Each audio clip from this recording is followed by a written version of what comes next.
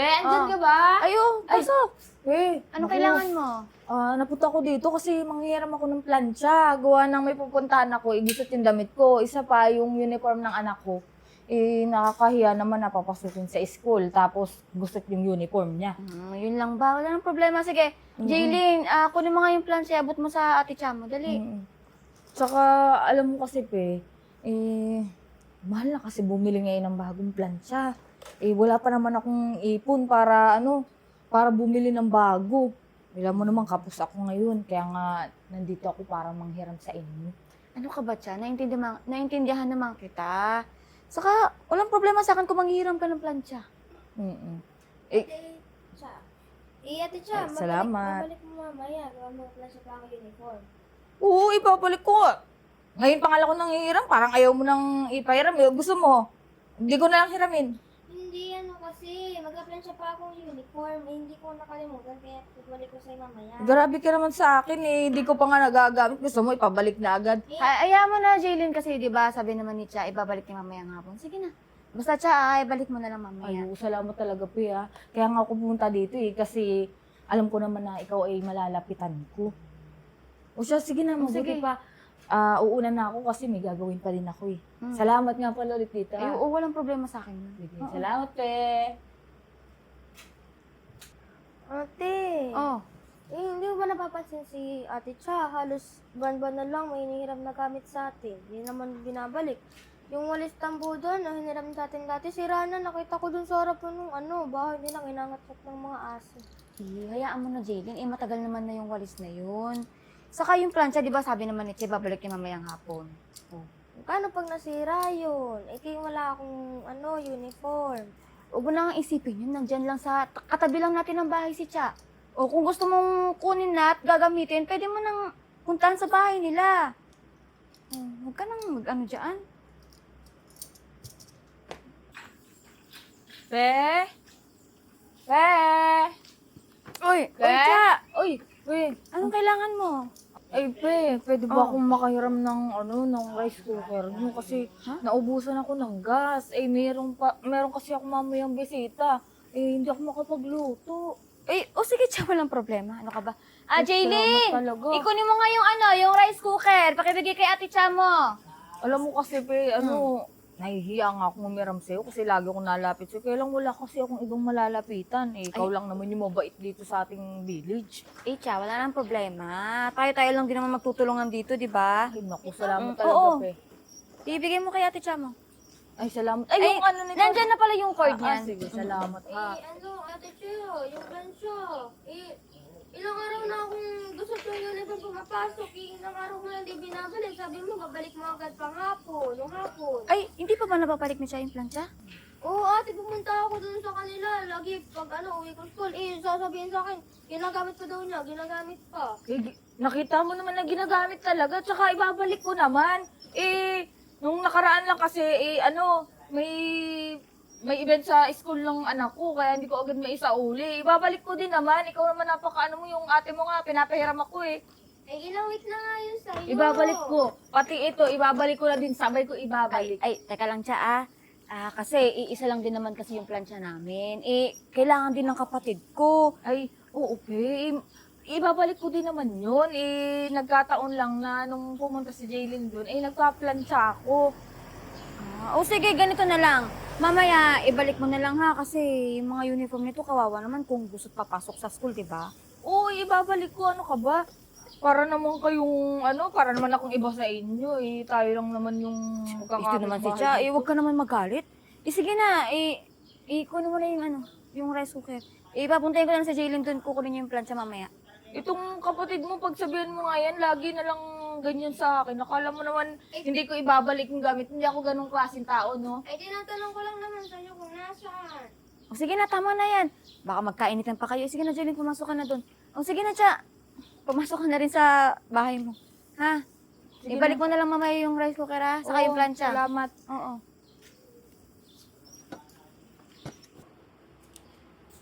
Ate, nakuha ko na yung plansya. Ay, buti naman nakuha mo na. Sige na. Wala nga si Ate Cha doon. Yung si anak niya, si Joseph, sabi kunin ko na lang, kinuha ko.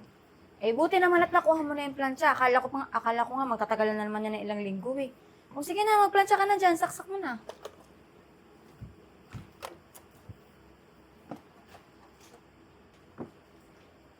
Ate, Oh, hindi na gana. di ba nailaw? Hindi. Oh. Ha? Nilagay ko pa sa mga... Maayos ba yung pagkakasaksak mo? Mainit. Patingin nga. Oo. Sige nga, kunin mo yung ano. Wala ba tayong ibang extension? Eh, dalawang saksakan. Testing ko sa isa. Wala talagang ilaw. Wala. Oo nga, hindi nga nainit. Wala na. Sira na yan. Hayaan mo na. Pag pinuntahan ko naman si Chad dun sa bahay nila, baka nandun na siya. Kakausapin ko na lang kung bakit nasira yung plancha. Paano ako magpa-plancha ng uniform? Lagi na lang gusto na kaya na pumasok.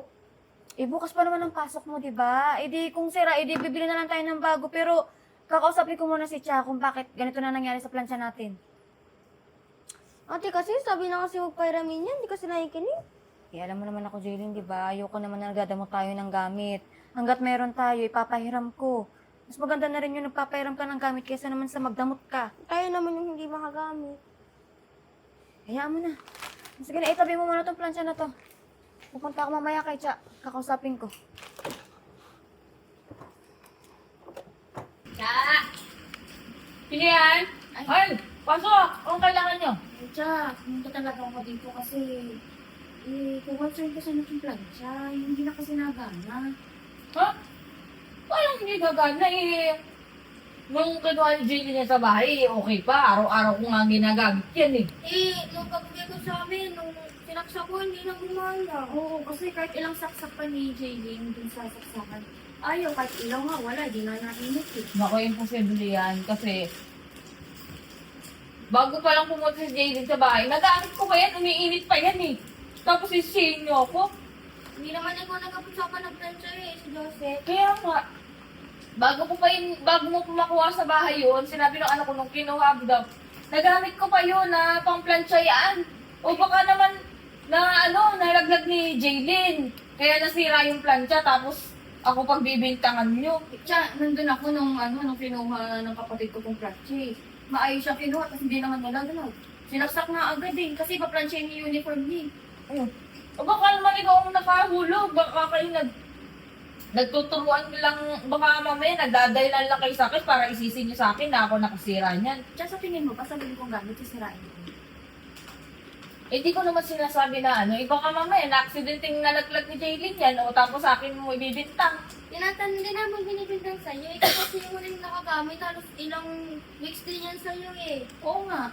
Cha, nagtatanong kami na maayos sa'yo. Ba't parang nagagalit ka naman? Maayos nga kami nakikipag-usap sa'yo eh. Abay, siya hindi magagalit. Eh parang kung pinagbibintangan nyo na ako sumira niyan, porque na huling nakuha yan ay nasa bahay. Hindi ka nga pinagbibintangan, tinatanong nga sa'yo. Hindi ko yung magagalit. Uy, sinasabi ko din sa inyo na nung bago mo makuha yan, nagamit ko pa. Eh bakit defensive ka? Tinatanong lang lang. Ano siya eh? Tinatanong ka na maayos kung bakit sira to. Pwede mo naman sabihin sa amin kung bakit talaga, kung anong dahilan kung bakit nasira ang plancha. Hindi sisisihin mo sa amin kung bakit nasira to.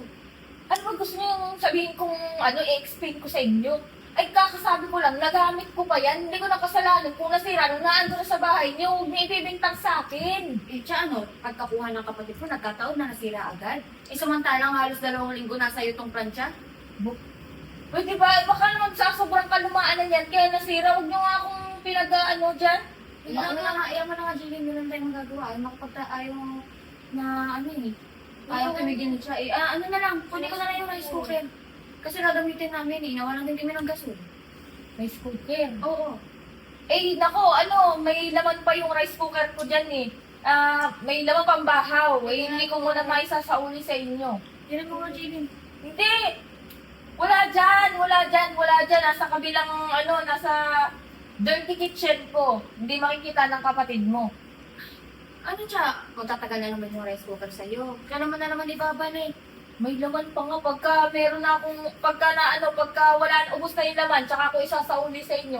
Kaysa naman yung adam yung sinasabi sa akin, kung ganyan lang din pala kayo, sana hindi na lang kayo magpahiram ng gamit no? Ayun na nga, Cha, kung alam ko na masisira itong plancha sa'yo, sana hindi na lang din kita pinahiram. Ikaw pa tong galit, ikaw na nga pinapahiram. Aba, sino hindi mo nga magagalit sa inyo? Sa akin yun na binibintang pagkasira niyan. Ulit na lang tayo Eh, malamang siguro kaya nasira itong plancha ko kasi burana ka. Burara? Ate, Oo, kung ngayon na burara.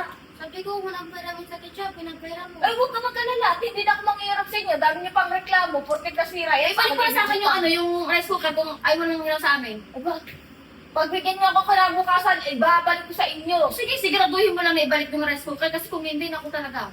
Oo, ibabalik ko. Kala niyo naman napakaganda niyang mga appliances niyo eh. Kaluma-luma naman, kaya nasisira. Nakakakinabangan mo nga, eh. Magreklamo ka, nakapangit-pangit ka, lumaluma. Eh, umalis na kayo. Bukas na bukas, babalik ko doon yung rice cooker niyo. Sa uli mo ng ayos yun na hindi sira. Sira? Kayo yung mga sira. Umalis na kayo. Umalis kayo, umalis kayo. Sira yung ulo mo. OA. Pe! Pe, na ito na yung rice cooker nyo!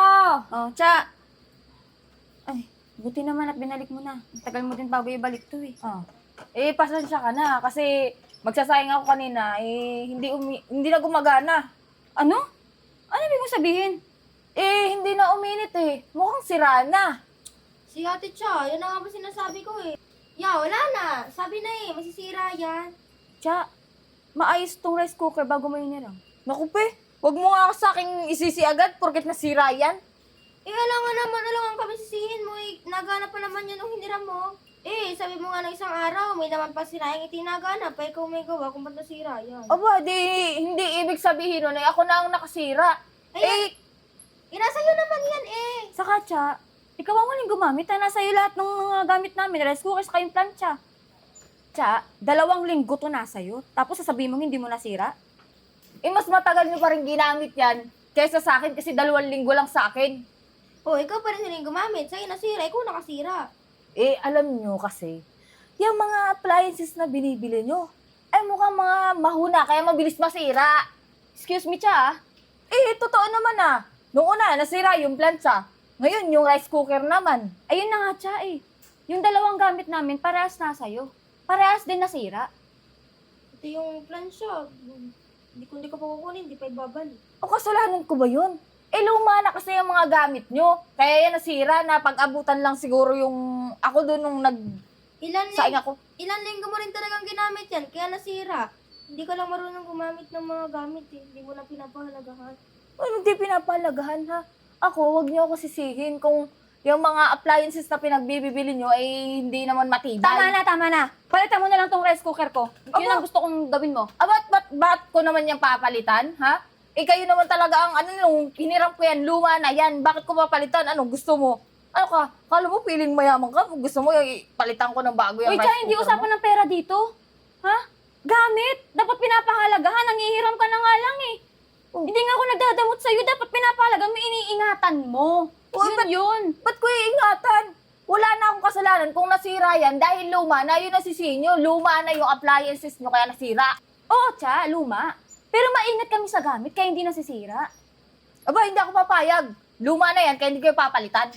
Eh kung ganyan pala kabulok yung isip mo, wala ka na maihiram sa amin. Kahit magmakaawa ka pa dito, wala na talaga, Cha. Okay, akala mo naman kawalan kayo. Tingnan natin susunod kung may mahihiram ka pa. Naku, napakasama na ugali mo, ikaw pa nangihiram, ikaw pa galit. Hindi mo na lang palitan. Kaya mo naman, Ticho. Tsa, magandang gabi ha. Pinatawag kita dito kasi may reklamo sa iyo si Pe. Dahil sa mga gamit na hiniram mo. Ikaw, pinapalaki lang naman ito yung issue eh. Totoo naman nasira yung mga appliances nila eh. Kap, halos lahat ng hinihiram nitong gamit namin sira. Yung rice cooker, saka yung plancha. Halos lahat na ng gamit ko hinihiram tapos ibabalik dito, sira na sa bahay. Tsa, Oh, totoo ba lahat ng hiniram mo kay Pe na gamit sira mo sinulit? Oo ka, pero hindi ibig sabihin nun akong sumira. Tsa, naiintindihan kita. Pero bilang nang hiram ng gamit, kailangan responsibilidad mong isauli yung gamit. Nung pares na kondisyon. Nung ginamit mo, nung hiniram mo ba yun? Sira ba nung hiniram mo sa kanya? Hindi, Kap. Kaya lang nagre-reklamo sila sa akin kasi nga daw, sira daw yung gamit. Kap, buong araw na ginagamit ko yun, nagagamit ko naman, hindi naman sira eh. Oh, ay totoo rin ba na ilang araw sa iyo yung gamit? Totoo yung Kap, lalo na yung rice cooker. Kasi nga, Kap, nakiusap naman ako sa kanya na naubusan ako ng gas. Kaya ngayon, iniram ko yung rice cooker nila, doon ako nagluluto. Yun na nga eh. Nagpaalam ka sa akin na maayos, nahihiramin mo. Pero ang sabi mo, hapon ibabalik mo. Pero 2 linggo halos nasa iyo. Parang ayaw mo na nga ibalik eh. Oh, ano balik? Binalik ko naman na, hindi ko na kasalanan yung kung darating sa inyo, sira kasi nga, pasira na talaga yung appliances nyo. So kasalanan pa namin kung bakit nasira. Baka nasa iyo pa lang, sira na talaga yung gamit namin. Huwag mo sa akin isisisi kung mga luma na yung gamit mo. Tsa, kung ganyan ang depensa mo kay Pe, kailangan mo rin pakita ng ebidensya na sira yung mga gamit na hiniram mo. Ikaw, wala naman ako ebidensya kasi nung kinuha yung plancha, yung anak ko ang nag-abot. Oh. Tapos yung rice cooker naman, Kap, dinala ko na mismo dun sa bahay nila. Kaso, sira na. Sa ngayon, Tsa, ang malinaw lang hiniram mo yung gamit ng maayos pa. Pero sinuli mo ng sira na. Tama ba? Tama po, Kap. Tsa, ang payo ko, kailangan mong bayaran yung rice cooker tsaka plancha. O kaya, kung ano yung katumbas nun. Para naman maayos na to. Kaysa naman lumaki pa yung problema, di ba? Tama yan ka. Ikaw, di naman talaga akong sira na eh. Sira na talaga yung appliances eh. Tsa, malinaw naman sa sinabi mo na tumagal sa'yo yung gamit. O, ginamit mo yung plancha at rice cooker nila na maayos pa. Kaso lang, binalik mo ng sira na eh. Responsibilidad mong palitan yun, Tsa. Kaya gusto niyo mag-away kayo? Problema yan. Mas malaking problema yan. Ako Kap, di naman ako naghahanap ng gulo eh. Ang gusto ko lang, panagutan niya kung ano yung ginawa niya. Kung bakit nasira yung gamit ko. Sige na. Kap, sige na, pwede bang pebera mo na lang muna ako sa'yo. Promissory note, sa katapusan, babayaran ko din pagkasahod ko. O, Pe, Kasi hindi pa nga ako nakakabili ng gas, Kap eh. Gawa ng rice cooker. wala nang problema eh. Kaya lang, Pe, okay lang ba sa'yo yun? Para matapos na yung problema niyo, para wala na kayo sama ng loob. Walang problema sa akin ka. Basta, ang akin lang, kung ano yung nakalagay dyan na araw, doon mo ibigay. Hindi yung ilang araw na naman lumipas, saka mo bibigay. Oo na. Siya, sige, Tsa. Kailangan mong pumirma eh. Ito rin buti ko, hanap ko ang hanap. Sa napagkasunduan yung dalawa, ha? O, Pes, maayo ka naman doon. Okay? Tsa, ang payo ko lang sa'yo, ha?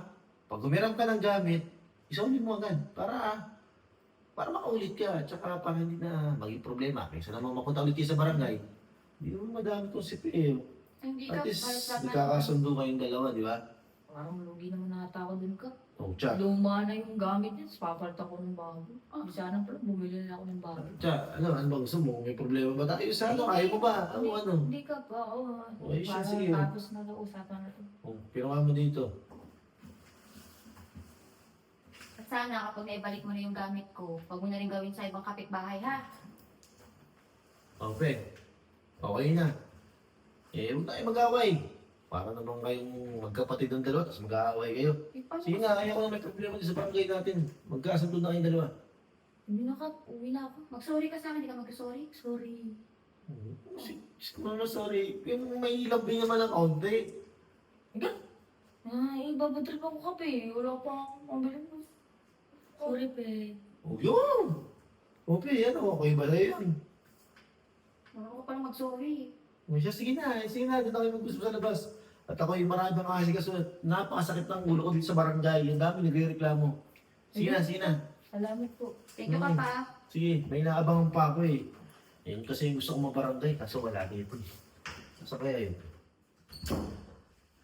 Sad boy na naman.